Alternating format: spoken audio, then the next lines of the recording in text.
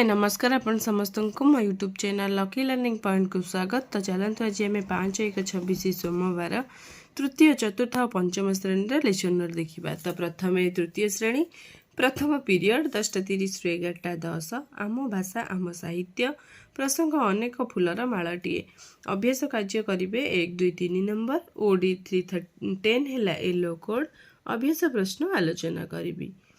द्वितीय पीरियड 11:10 ରୁ 11:50 डिकोडिंग और लिखन पाठ 37 कार्यपद करेंगे। प्रसंग रही सुंदर प्रजापति डिकोडिंग संपर्कित कार्य करेंगे। ओडी 306 है येलो कोड कार्यपुस्तिकार पृष्ठ 169 कार्य कराइबी कार्यपुस्तिका टीएलएम।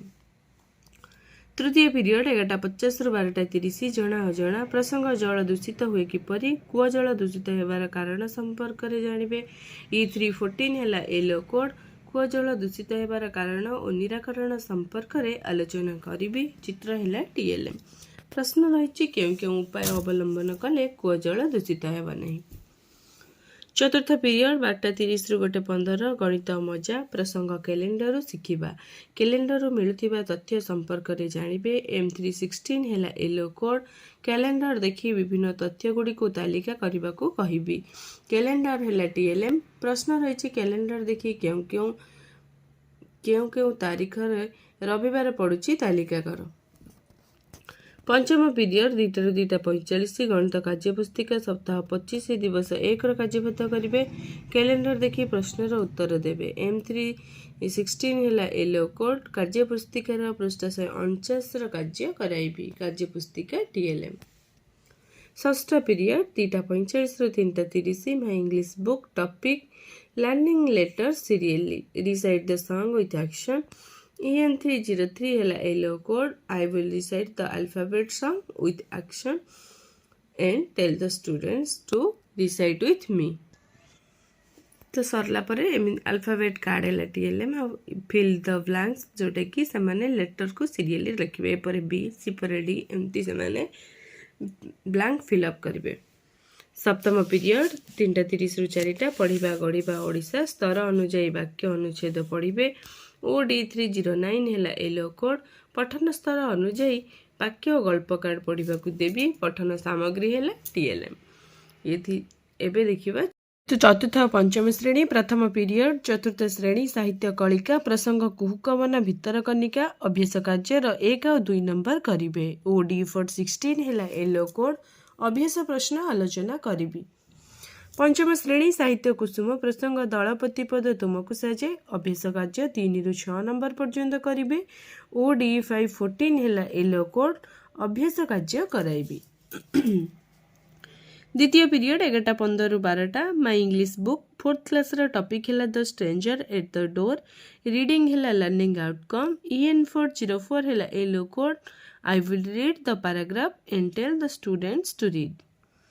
फिफ्थ क्लास टॉपिक है the king who loved stories do practice activity. EN501 है yellow code I will discuss practice activity। तृतीय पीरियड 12 ରୁ 12:40 चतुर्थ श्रेणी आम आम परिवेश प्रसंग आम संस्कृति संस्कृति को समृद्ध करिथिबा उपादान गुडी को जानिबे। E405 है येलो कोड चित्रकला घटिथिबा उन्नति संपर्क में आलोचना करी। जेमिति कि पूर्वर प्राचीन काल जेमिति कि गुंफारे विभिन्न चित्रकला करा जाउथिला तापरे धीरे धीरे मंदिर विभिन्न जगार हेउथिबा चित्रकला संपर्क में आलोचना करी। मान निर्धारण प्रश्न रही क्यों स्थान रे प्राचीन चित्रकला माने देखिछ कुह। गुंफा पहाड़ ये सब पिला माननकु जदि कोठी बुलिबा को जाइथिबे मंदिर तो से माननकु कहबा को सूचना देबे। पंचम श्रेणी परिवेश विज्ञान प्रसंग आम देशर आमदानी और रप्तानी अभ्यास कार्य करेंगे 4 और 5 नंबर। E505 है येलो कोड अभ्यास कार्य आलोचना करी।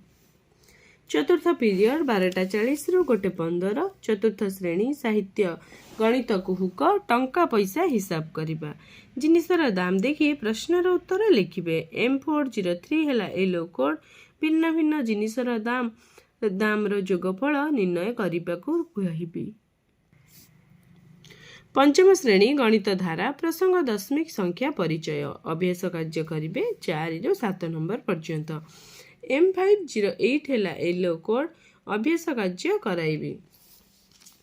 पंचम पीरियड 2:40 चतुर्थ श्रेणी आमे आम परिवेश प्रसंग पाग वायु और पाग मध्य संपर्क जानिबे। E411 है येलो कोड वायु और पाग मध्य संपर्क आलोचना करी। चित्र है TLM।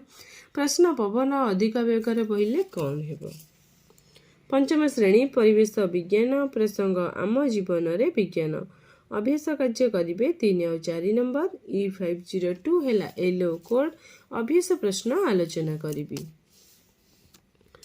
षष्ठ पीरियड 2:40 रु 3:20 ओडिया कार्यपुस्तिका चतुर्थ श्रेणी पिला पाठ 35 कार्यपद करिबे एवं पंचम श्रेणी पिला पाठ 34 कार्यपद करिबे। पढ़िथिबा विषय वस्तु घटना चित्र चरित्र संपर्क रे आलोचना करिबे। OD410 है चतुर्थ श्रेणी रो येलो कोड। OD514 है पंचम श्रेणी रो येलो कोड। भाषा कार्यपद पूरण कराइबी। कार्यपुस्तिका TLM। सप्तम पीरियड 3:20 रु 4 चतुर्थ पंचम श्रेणी पढ़िबा गढ़िबा ओडिशा स्तर अनुଯାयी शब्द वाक्य अनुच्छेद पढ़िबे। पठन स्तर अनुଯାयी पिलामाननको पठन सामग्री दे पढ़िबाकू सूचना देवी। तो ये थिला 5 तारिखर लेसन नोट तृतीय चतुर्थ और पंचम श्रेणी।